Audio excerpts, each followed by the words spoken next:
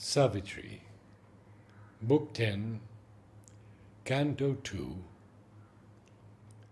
Earth lies unchanged beneath the circling sun. She loves her fall, and no omnipotence her mortal imperfections can erase. Force on man's crooked ignorance, heaven's straight line, or colonize a world of death with gods. O traveler, in the chariot of the sun, high priestess in thy holy fancy's shrine, who with the magic ritual in earth's house worshipest ideal and eternal love, what is this love thy thought has deified? This sacred legend and immortal myth. It is a conscious yearning of thy flesh.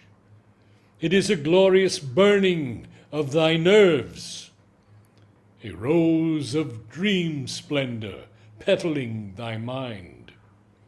A great red rapture and torture of thy heart.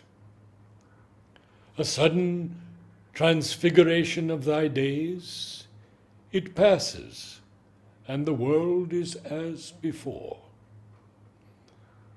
A ravishing edge of sweetness and of pain, a thrill in its yearning makes it seem divine.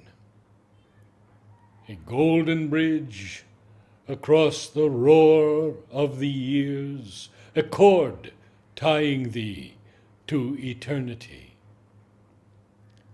And yet, how brief and frail, how soon is spent this treasure wasted by the gods on man.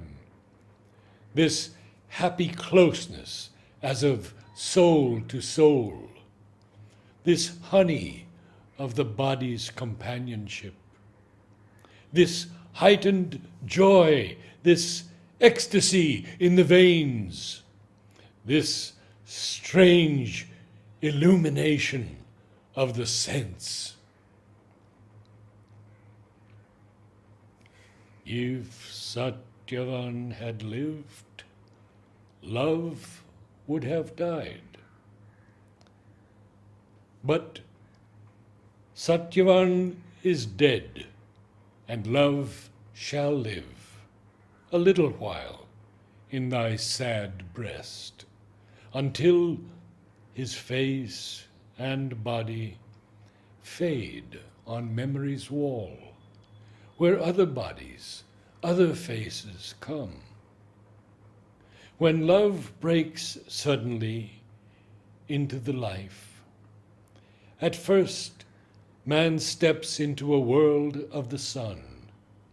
In his passion, he feels his heavenly element, but only a fine, sunlit patch of earth, the marvelous aspect took of heaven's outburst. The snake is there, and the worm in the heart of the rose. A word, a moment's act can slay the god.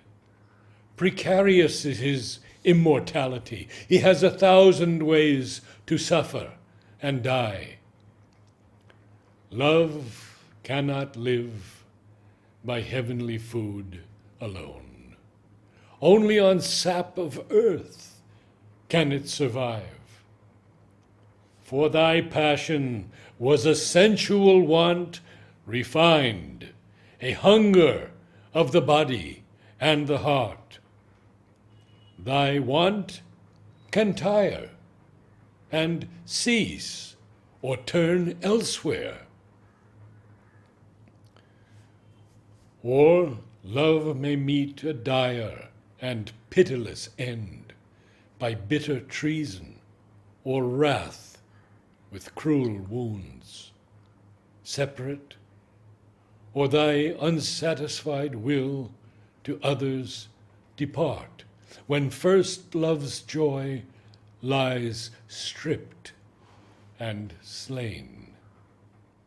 A dull indifference replaces fire, or an endearing habit imitates love. An outward and uneasy union lasts, or the routine of a life's compromise. Where once the seed of oneness had been cast into a semblance of spiritual ground by a divine adventure of heavenly powers, two strive, constant associates without joy, two egos straining in a single leash, two minds divided by their jarring thoughts, two spirits disjoined, forever separate. Thus is the ideal falsified in man's world. Trivial or somber, disillusion comes.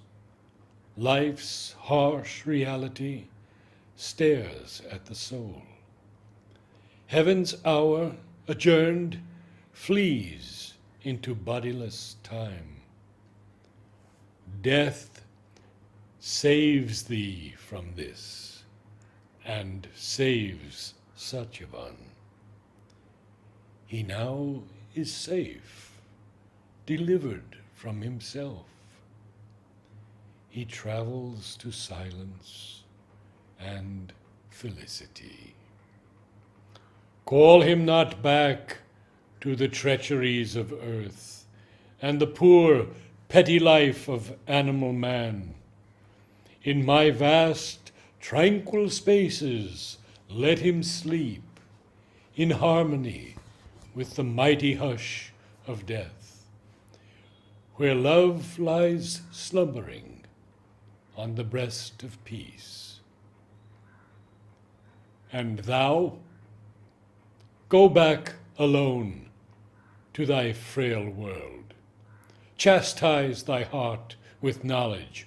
Unhood to see thy nature raised into clear living heights, the heaven bird's view from unimagined peaks.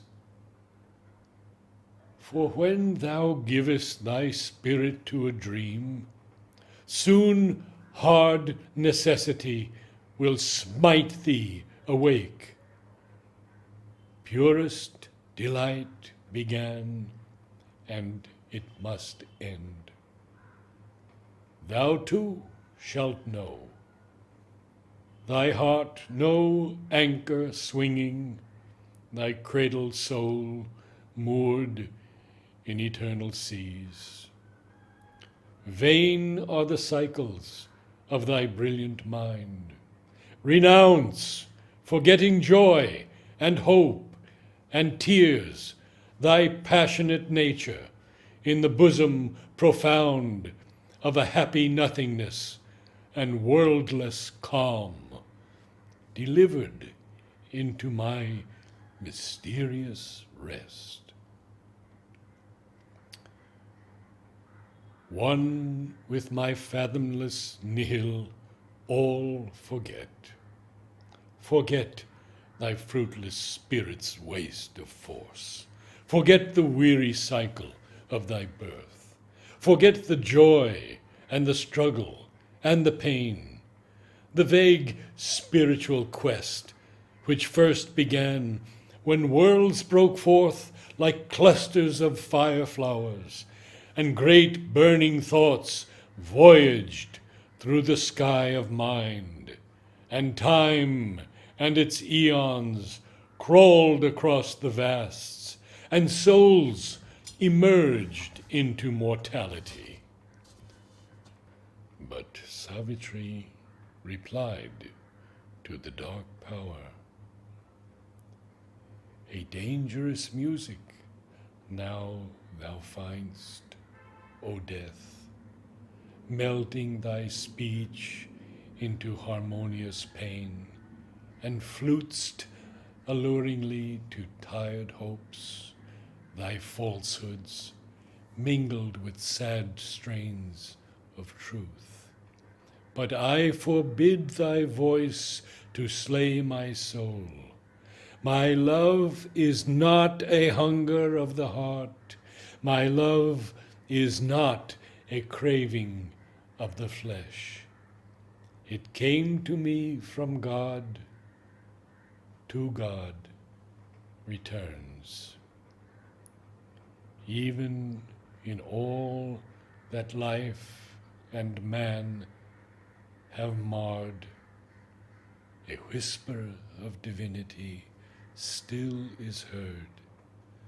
A breath is felt from the eternal spheres.